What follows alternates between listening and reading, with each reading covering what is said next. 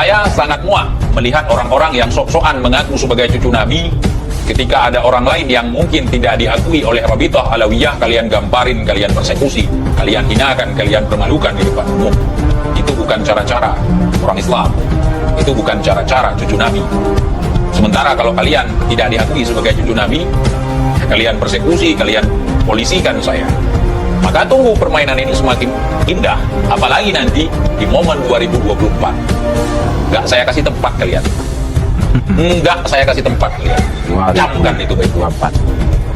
Siapapun yang kalian dukung, wahai FPI, wahai Mufti Petamburan, wahai Bahar, tidak akan menang. Di Aceh kalian menang. Itu rencana saya. Di Aceh orang yang kalian dukung menang, tapi seluruh wilayah lain tidak akan menang. Mau sehebat apapun kalian berusaha, mau kemanapun kalian menjilat lawatan, ketemu kiai ini, ketemu kiai itu, ketemu mbah ini, ketemu mbah itu, ziarah makam ini, ziarah makam itu, enggak. Dan makam-makam yang kalian sakralkan sementara di dalam kosong, gua bongkar nanti, biar nggak dapat cuan lagi kalian. Ingat itu. Main-main kau ya sama cucu Nabi.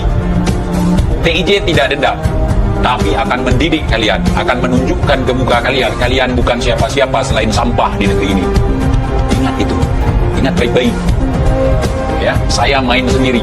Hari ini terkumpul sudah kelicikan kalian semua. Tunggu saatnya saya beberkan. Mubahalah kalian, kenapa saya berani tantang? Karena saya tahu nggak ada apa-apa, hanya selain daripada sabotase dan menggunakan ilmu cocoklogi. Indonesia tanah air beta, pusaka abadi nan jaya. Satu persatu kukuliti kalian. Kalau ini ancaman, laporkan. Lihat. Nanti siapa yang PKI, siapa yang Yahudi seperti kata kalian, siapa yang pembenci ulama, siapa yang pembenci habaib, pembenci, maksudnya di sini pembenci cucu Nabi. Ya, makam-makam sayyid kalian bangun bangunan, ruko, pedagang obat. Makam yang bukan Ba'alawi kalian klaim Ba'alawi. Pejuang-pejuang Islam kalian klaim sebagai buyut moyang kalian. Ada 3 makam kosong yang sudah terdeteksi. Belum lagi yang Belanda di dalamnya. Makanya belajar agama nggak cuma teriak-teriak sana teriak sini. Belajar dulu, kaji sesekali biar tahu yang sifatnya batin. Yang heran gua gini teman-teman, cucu tokoh-tokoh dari Sayyid, salah satunya ada di Aceh, dipalsukan nama mereka. Cucu aslinya dipalsukan. Cucu aslinya dinafikan oleh mereka. Sementara mereka jauh-jauh datang dari Jakarta ngaku sebagai cucunya. Parah nggak? Belum lagi yang di Jakarta. Belum lagi yang di Pulau Jawa. Waktu kecil kalian tahu namanya Sayyid ini farmnya lain. Tiba-tiba ada lain farmnya. Dibalut sama mereka. Seolah-olah yang mensyiarkan Islam di Nusantara moyang mereka, moyang palenya. Sebelum moyang mereka masuk ke Indonesia, moyang-moyang kita sudah kenal Islam. Yang dibawa dari Persia, yang dibawa dari Irak, yang dibawa dari Maroko. Ya moyang-moyang mereka ya kayak Ottoman. Gua tanya mereka sama kalian, di antara orang-orang yang hari ini dari kalangan mereka diklaim sebagai pahlawan, ada nggak yang turun perang? Hah? Ya seperti mereka gayanya. Mereka tidak paham, sejarah aja tidak paham. Jadi mereka meresahkan, saudara. Semua tatanan yang ada di negeri ini mau diobok-obok sama mereka. Kagak bisa, saudara. Walaupun sekarang di Aceh banyak sekali gerombolan mereka. Saya berteriak di tengah-tengah pendukung mereka, saudara. Kalau berteriak di luar daripada pendukung mereka, kita sesama mendukung enak. Saya berteriak di tengah pendukung mereka. Yang sangat sulit untuk saya jelaskan tentang permasalahan ini. Apalagi orang-orang yang dicekoki dengan fanatik buta terhadap mereka. Kaulah imamku, imamul ummah, kaulah ini, kaulah itu, kaulah rembulan, kaulah jantungku, sampah padahal. Itu pos ronda tempat tinggal saya, itu dikelilingi oleh pendukung mereka.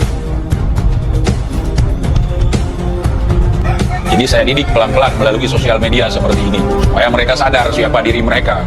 Kalau kalian misalnya ada di basis luar daripada basis mereka, berteriak seperti ini gampang. Masa kalian jauh dari basis mereka kagak berani teriak? Saya aja di tengah-tengah mereka. Coba kalian cek kekuatan mereka di Aceh seberapa besar. Tapi sekarang udah mulai meredup. Kalau mereka berani sama saya, yuk mainkan. Mau berapa umat kalian turunkan. Tapi jangan salahkan saya. Kita diadu domba. Yang di Aceh diadu domba sesama Aceh. Pertama buat persekusi, bunuh karakter orang. Kalian dijadikan sebagai orang-orang, wah kamu nanti jadi panglima di sini, kamu nanti jadi pemimpin di sini, jadi ketua di sini. Itu cara mereka. Nanti kamu dapat jatah untuk ngawal mufti Petamburan selama 1 bulan di Petamburan. Oh, nanti di BKO kan ke sana. Oh, hebat sekali begini begitu. Udah kasih makawa pulang. Nanti ada acara yang mau kalian bikin di sini, ya kalian nyari uang, nyari sumbangan sana sini, nyari makan. Orang yang tiap hari ngaku-ngaku sebagai cucu orang hebat, pertanda dia tidak punya kelebihan apa-apa. Tiap hari cuma bawa-bawa nasab, pertanda dia nggak pede dengan dirinya sendiri. Oke kalau baik. Ini bangsat. Bangsat kok bawa nasab yang suci. Bangsat kok bawa nasab yang mulia. Gaya kalian, gaya PKI. Ya, gaya PKI, merubah merek produk orang, merubah sejarah.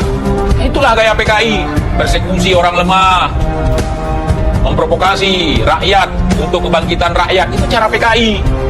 Gak usah kalian teriak-teriak. Indonesia apa pernah dijajah oleh Arab? Indonesia apa pernah dijajah oleh Belanda? Apa pernah Indonesia dijajah oleh Yaman? Tidak pernah, jangan sampai. Yang kita lakukan hari ini, jangan sampai Indonesia dijajah oleh Arab, jangan sampai Indonesia dijajah oleh Yaman. Kan begitu, kalau kalian bertanya begitu. Sementara hari ini yang kita perangi bukan Yamannya, bukan Arabnya, tapi orang-orang yang sok ngarap. Hari ini saya sendiri di Aceh ini bermain melawan mereka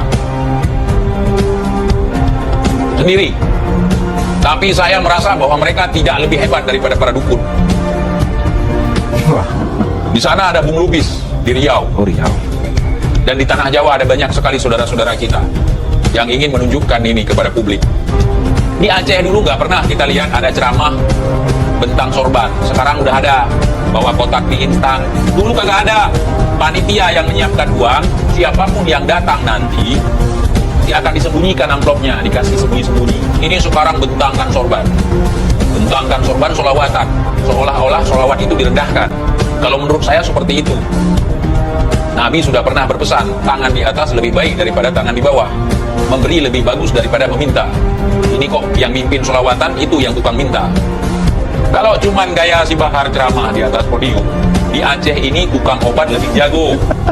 Bahkan di acara maulid, ya, diundang tukang obat untuk ceramah di Aceh, lebih berisi ceramahnya, ada maknanya, ada pesan-pesannya, bukan marah-marah, bukan ngamuk-ngamuk, bukan hafal judul kitab, bukan curhat waktu di penjara, bukan. Gila ini. Kalau kalian nggak percaya ada tukang obat ceramah di Aceh yang isi ceramahnya memang berisi, googling aja atau cari aja di YouTube. TIJ mengatakan, makanya nggak heran orang-orang gila pun sekarang jadi wali. Ada 3 hal kalau kita ketemu orang gila yang terlintas di pikiran kita. Yang pertama, untuk zaman sekarang nih, gara-gara doktrin ada 3 hal kalau melihat orang gila. Pertama, kalian akan berpikir kalau itu waliullah.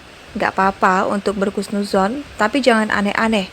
Yang kedua, kita akan berpikir bahwa itu adalah artis yang sedang buat konten prank, Baim Wong misalnya.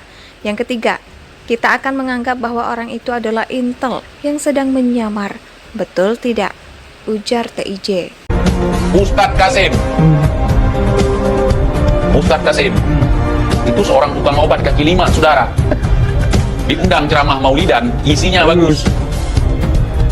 Indonesia sejak dulu kala tetap dipuja-puja bangsa.